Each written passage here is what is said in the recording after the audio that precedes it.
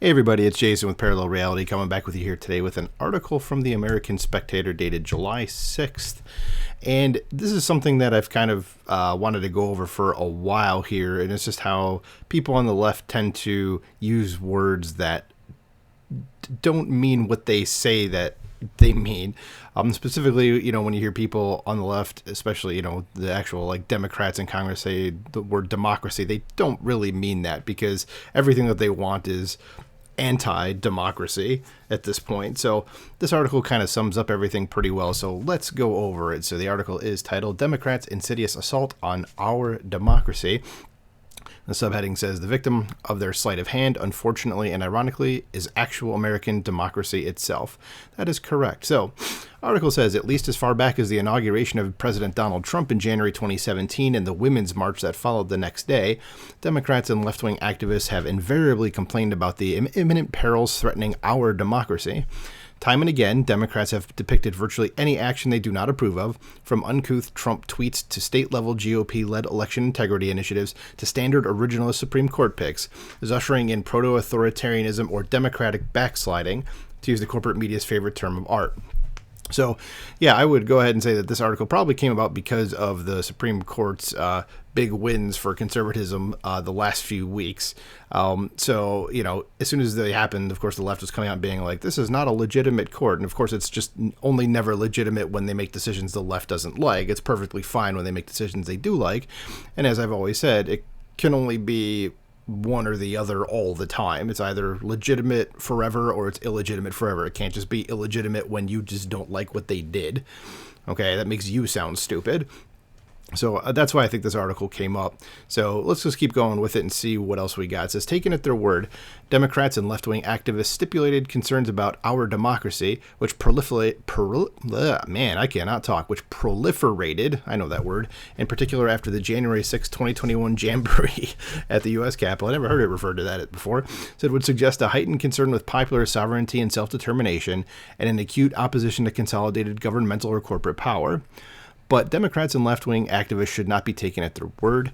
Their actions tell a completely different story. Yeah, that's true, and that's kind of what I said at the very beginning. Just for all their sanctimonious preening about the modern Republican Party's purported threat to our democracy, prominent Democrats and left-wing activists have themselves led their own tremendous assault against American democracy. And here you go with the Supreme Court thing. It says, consider the U.S. Supreme Court, which the Constitution's framers intended as an anchor of our democracy insofar as it protects certain structural safeguards and individual rights against the excesses of majoritarianism run amok. In September 2018, Senate Democrats discarded millennia of innocent until proven guilty civilizational norms with their vicious, unhinged, and unprecedented character attack on then Supreme Court nominee Judge Brett Kavanaugh.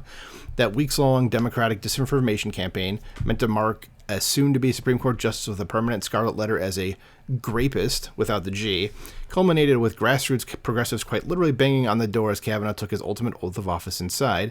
How democracy enforcing. Yeah, that's like I said, it's authoritarianism, and it's kind of heading down the path of a word that they like to call Republicans that they don't seem to understand what it means, again, which is the fascism word. And in fact, this next part here was what I was going to mention as well. Was in March 2020, then Senate Minority Leader Chuck Schumer stood on the steps of the Supreme Court to openly threaten Trump's first two court picks if they did not rule correctly in a forthcoming abortion decision. Schumer intoned, I want to tell you, to Justice Gorsuch, I want to tell you, to Brett Kavanaugh, says, you have released the whirlwind and you will pay the price. You don't know what hit you if you go forward with these awful decisions. Again, you just don't like them, so that's why you're saying this. And plus, isn't that like a threat to violence as something that like the left likes to say that the right likes to do, which is just not true for the most part. And this is someone that's like in one of the highest positions in politics in this country. So it says that outburst triggered a rare public rebuke from the typically mild-mannered Chief Justice John Roberts.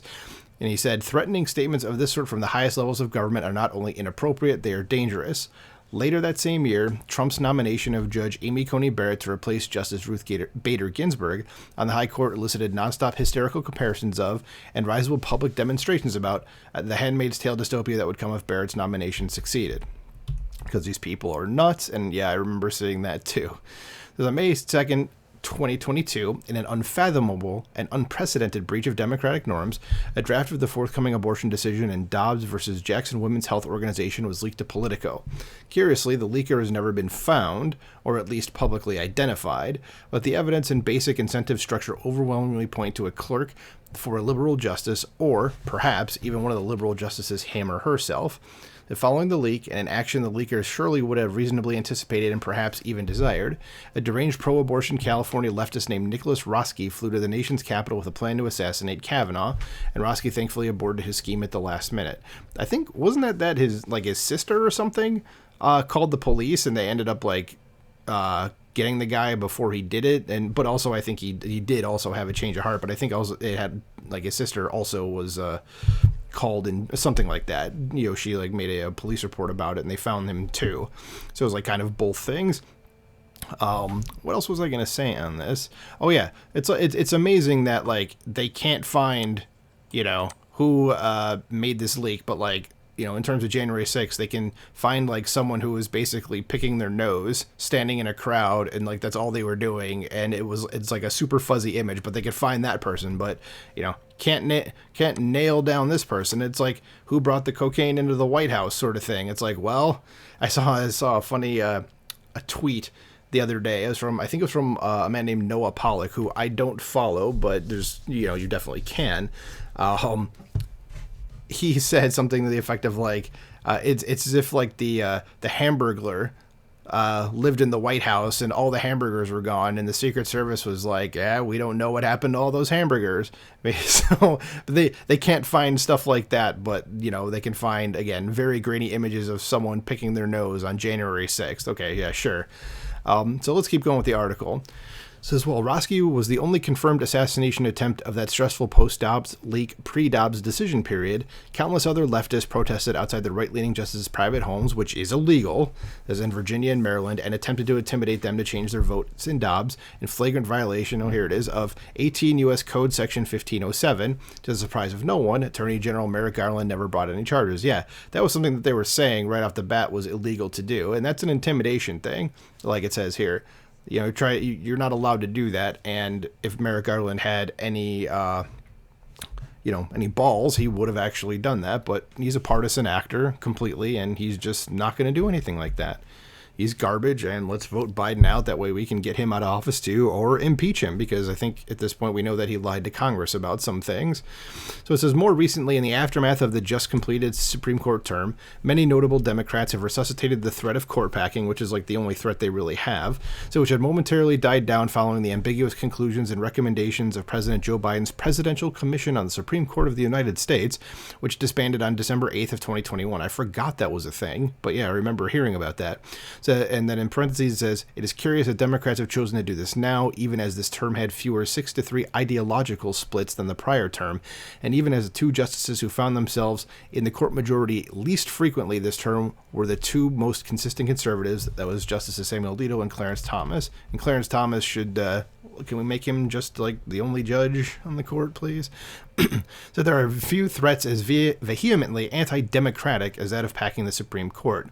As even the Democrat-dominated Senate Judiciary Committee concluded in its bone-chilling 1937 report, issued after Democratic presidential icon Franklin D. Roosevelt's own court-packing proposal, said, let us, of the 75th Congress, in words that will never be disregarded by any succeeding Congress, declare that we would rather have an independent court, a fearless court, a court that will dare to announce its honest opinions in what it believes to be the defense of the liberties of the people, than a court that, out of fear or a sense of obligation to the appointing power or factional passion, approves any measure we may enact.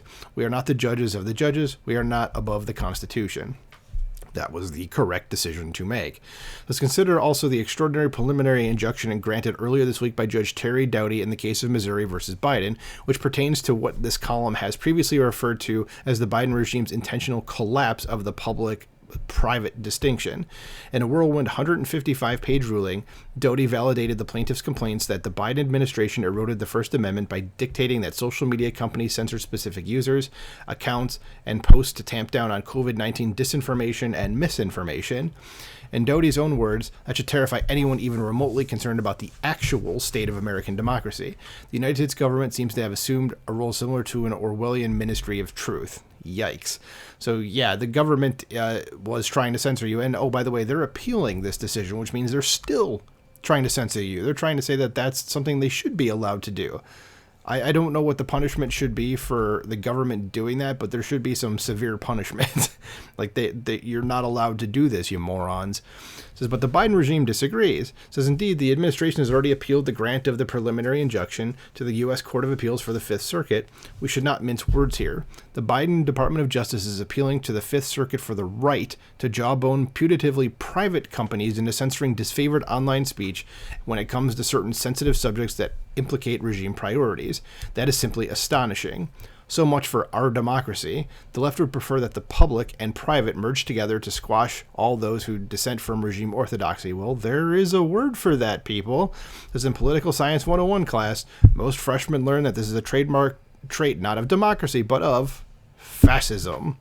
So all those people that sit out there and cry about fascism are wholeheartedly supporting it, it seems. It says, in reality, the left's crocodile tears about the fate of our democracy can be easily explained by the fact that when Democrats and left-wing activists speak of democracy, they really mean progressivism. Or I'd say, they mean liberalism. I wouldn't necessarily even go as specific as progressivism, but they mean liberalism.